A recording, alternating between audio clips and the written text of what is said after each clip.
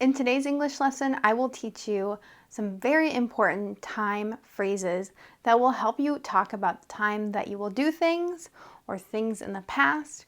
And I'm telling you, these can be very confusing for English learners.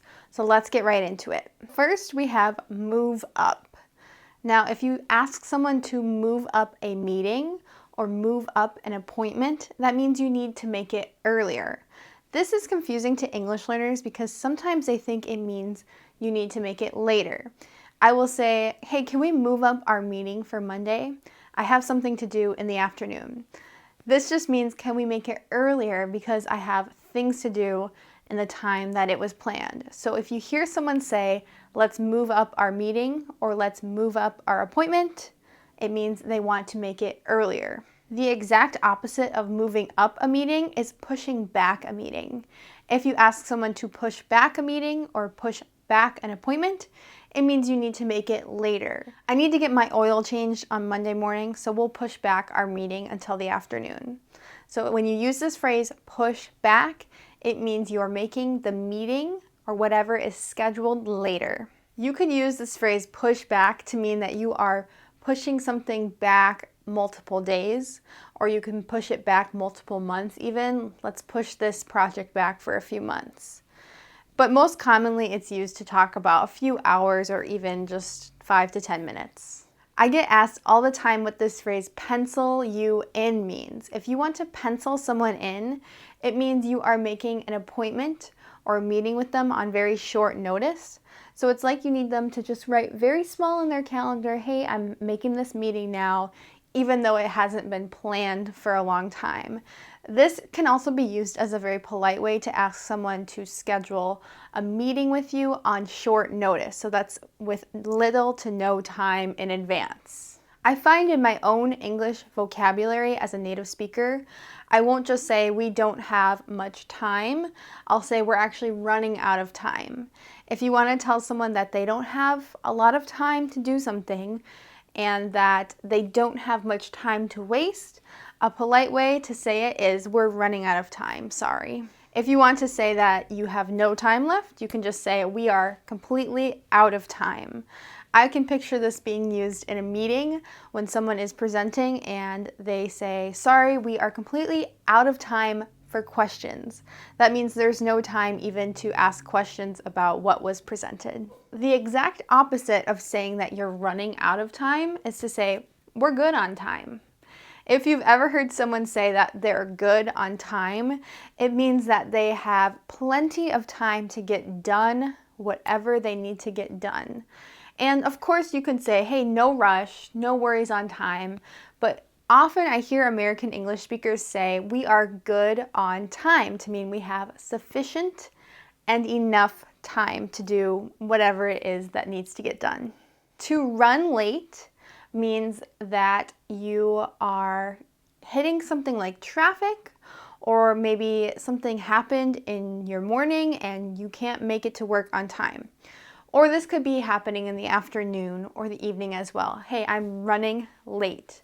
This means I'm going to be late. Right now, I am currently hitting some obstacles that are making it difficult for me to be at the meeting at the exact time. So I'm running late. Personally, when I'm running late in the morning, I usually just throw my hair up in a ponytail, throw on a sweatshirt, and leave the house as quickly as I can. Sometimes if I'm really running late, I will skip breakfast. I won't even eat breakfast. The most common reason that Americans run late usually, to work especially, is because they hit traffic or there is a car accident on the road. So you could say, I'm sorry I'm running late. There was a huge accident on the freeway. And this would be a great way to explain that there was an accident and that is why you are late. Another way that you can use this phrase run in relation to time is you can say our meeting ran late yesterday. This means that it went over the amount of time that we were supposed to use.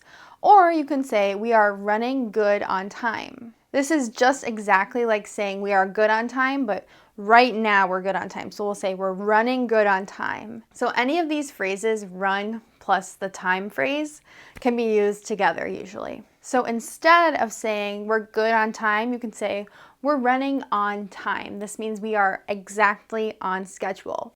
Instead of saying, yes, my day is going on schedule, you can say it's running on time. Oftentimes we'll use this phrase with transportation as well. If you want to say that a bus is going to be at its scheduled time, or an airplane, or a subway, a train, you can say, my train is running on time. My plane is running on time. This means that it will arrive exactly when it was scheduled to.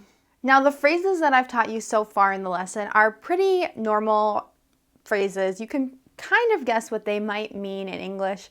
I'm going to go over some more strange phrases that relate to time in English that will help you speak with native speakers and understand exactly what we're saying when we use these more strange phrases. A really common but kind of strange phrase that Americans use is they say, we are saved by the bell.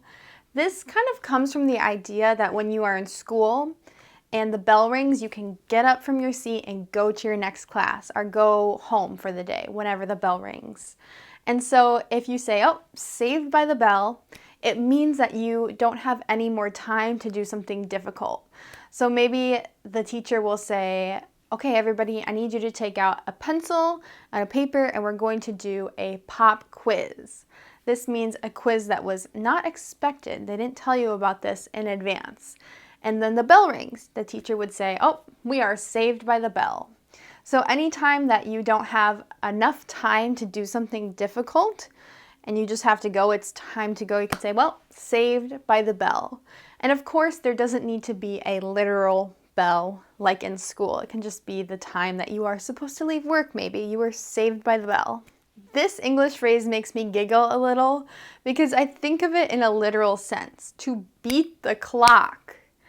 Of course, we're not actually damaging our clock. We are not getting into a fist fight with our clock. If you say we are going to beat the clock, it means that you are going to finish something ahead of time. If you have a timer on and you finish a task before the timer rings, you can say, well, we beat the clock.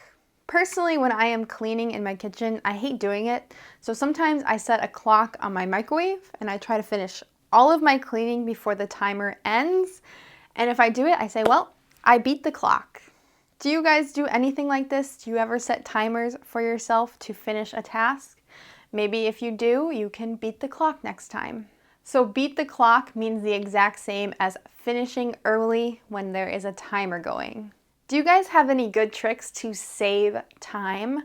When you're saving time, it means you're doing things so efficiently that they take less time. So maybe if you're driving in your car, you might say, I'm going to stop at the post office on the way to the grocery store so that I can save time and I don't have to mail this letter later. So you're doing two things at once. Sometimes to save time, I do something called meal prepping. This means I make all of my meals at the beginning of the week. So I make a lot of them at one time. But I find that it takes less time than trying to cook every day in the week. So meal prepping is something that you can do to save time on cooking for the rest of the week. A really polite way to kind of apologize without saying sorry about doing something without giving a lot of time for the person before, you can say, I'm sorry, it's on short notice. A polite way to say that you are sorry for not giving the person a lot of time to get ready for something, you can say, I'm sorry that this is so short notice. If you do something on short notice, you don't give a lot of notice. You only give a short one. We don't say it's a little notice or it's a tiny notice. We usually say short notice. It's quite common in English when you are speaking about time to use the words short and long. It was a long time or it was a short time. So if you text your friend, hey, I'm coming over right now, and they say, wow, that's really short notice. I have to clean up my house. That means that they needed a little bit more time than you gave them to clean their house so that they feel comfortable with you coming over. And personally, I have children, so if someone gives me short notice that they're coming over, I have to clean up all of my kids' stuff really fast. Maybe you can relate. If you want to say that someone did something at the perfect time, you can say, that was good timing. So you can use this phrase when it relates to just meeting up with someone, or you can use this phrase when you're talking about the entire timing of your life. So it was good timing during the pandemic to take up a new hobby because you had so much extra free time to study the hobby. You can use this phrase with saying bad timing. It was bad timing to schedule travel during the pandemic because nobody could go anywhere. So good timing versus bad timing. If you are very hungry and someone brings you food and you didn't know they were going to, you could say, wow, that was good timing. I was really hungry. Or if you had just eaten a lot and someone brings you a big meal, you could say, that was bad timing. I just ate so much. Of course, this might be a little offensive. Sometimes you might just have to eat the food to be polite. What do Americans mean when they say they're going to set aside some time? Well, let me tell you. So when we say we're going to set aside some time, it means we are going to devote or schedule extra time for something. You might want to set aside some time each day to study English. This just means don't expect to just study English unless you figure out a time and you make free time to study it. So maybe you decide you're going to take 10 minutes in the morning and 10 minutes in the evening to study some English vocabulary. You're going to write in your journal some vocabulary. This would be an excellent method for setting aside time and being very intentional about doing it. Sometimes if we're going to do something in the future, we can say, I'm going to set aside some time to get that done in the future. This just means I don't know when, but I will try to schedule it. When someone does something that's really helpful and it almost saves you in a way, and they did it at the exact time that you needed them to, you can say you did it just in the nick of time. This also means that if you did this action or this thing later than when you did it, it would not have worked. It would not have saved me. If you have a baby and the baby needs to take a nap and maybe you need the mom to come help put the baby down for a nap, and you're sitting there with the crying baby and you're thinking, oh no, and the mom comes, you're like, oh, you're just in the nick of time. I was getting really worried. This means that you came at the exact time that you needed to and not a minute later. I hope that you benefited from these phrases that will help you understand native English speakers speak about time. If you liked this video, make sure to use the like button on YouTube to help support my channel. And also, I would love it if you subscribed. I have tons of lessons that will help you speak like a natural English speaker. Thanks again, and best of luck studying. Goodbye!